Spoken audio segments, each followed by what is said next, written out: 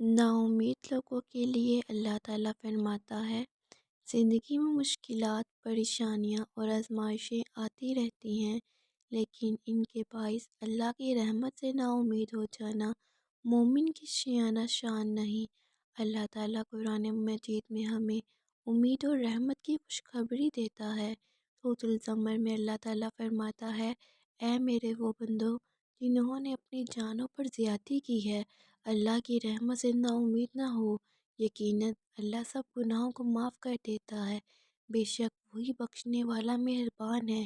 اس آیت میں اللہ تعالیٰ ہمیں صاف الفاظ میں تسلی دے رہا ہے کہ خواہ ہمارے گناہ کتنے ہی زیادہ کیوں نہ ہوں، ہمیں اس کی رحمت سے مایوس نہیں ہونا چاہیے، کیونکہ وہ معاف کرنے والا اور مہربان ہے۔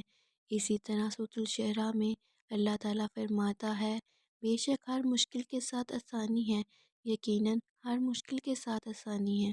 اس آیت میں بار بار تاکید کی گئی ہے کہ آزمائشوں کے ساتھ ہی آسانی بھی آتی ہے، بس ہمیں صبر اور یقین کے ساتھ اللہ پر بھروسہ رکھنا ہے۔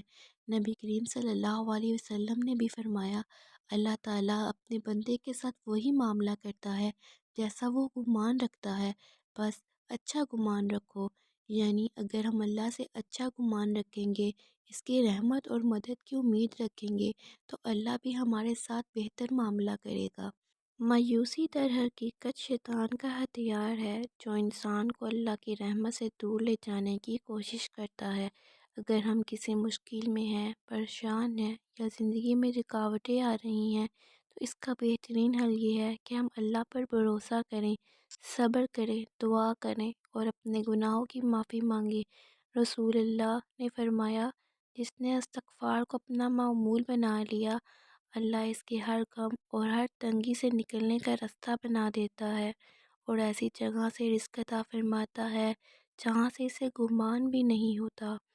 پیارے بھائیوں اور بہنوں، اللہ تعالیٰ ہمیں کبھی بھی مایوسی کا درس نہیں دیتا، بلکہ وہ ہمیشہ اپنی رحمت کی امید دلاتا ہے۔